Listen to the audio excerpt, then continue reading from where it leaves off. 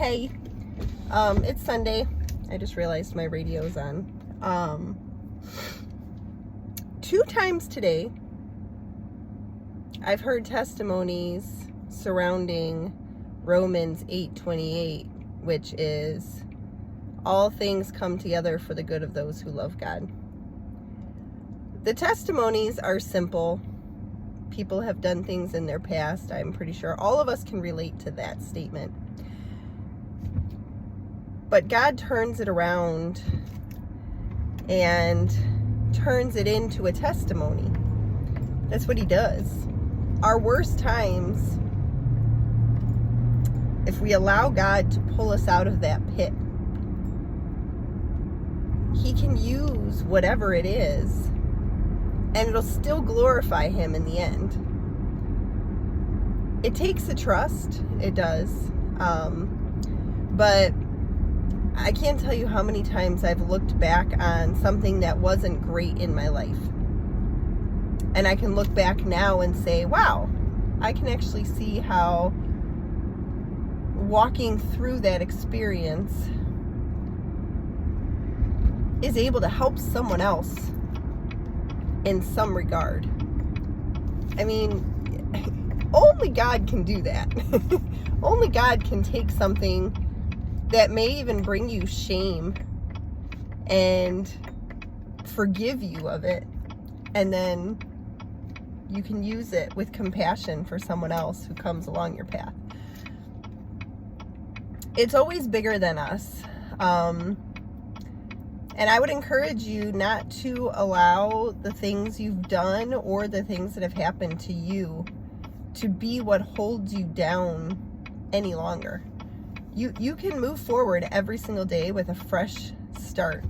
And perhaps you need to shake a few things out of your life to get there. I do know that if we continue doing the same things over and over again and continue to be around people who maybe aren't good for us, it might take longer for you to see a benefit to shifting things. Sometimes it happens right away, and sometimes it takes a while. And so I think your best bet, though, is to have eyes to see sometimes when things aren't as they should be. And I just, like I said, I wanted to encourage you to let you know that God uses everything. There's no amount of brokenness that he can't work with. And yes, it takes a while sometimes, like I said. But ultimately,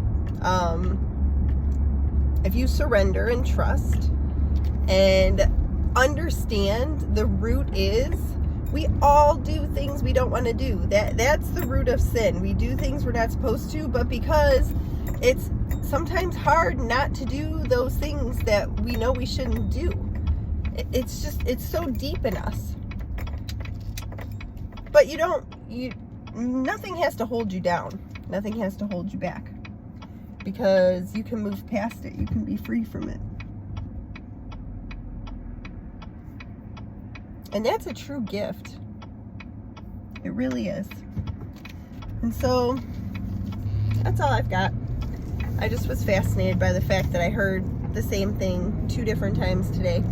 And that's always how it goes. You know, it's like, when you're listening, you can see God all around you. You can hear testimonies of his work. And it's really something. It's really encouraging. And those are the things we want to pay attention to. And if things aren't going well for you right now, I hope and pray that someone comes into your life to help you shake it up. I hope someone comes into your life that's going to encourage you and help you as you work to figure it out. Because that is what we're called to do. We're called to help others, speak life into others, not condemn others. We're called to do all those things.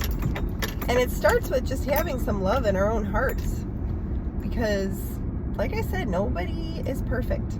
Every one of us makes mistakes, and every one of us does things we shouldn't do. It is what it is, though. It's not permission to continue doing those things. I'm encouraging you to figure it out and then turn to God and draw near to Him, and He'll draw near to you. That's what James tells us. James 4:7, I believe. Don't quote me. That one might be resist the devil and he will flee from you. And then 4:8 might be draw near to God and He'll draw near to you, or vice versa. But either way, those are powerful words, and they're true because they're God's words. I'm just speaking them because I know them and I love them. But anyways, have a great day.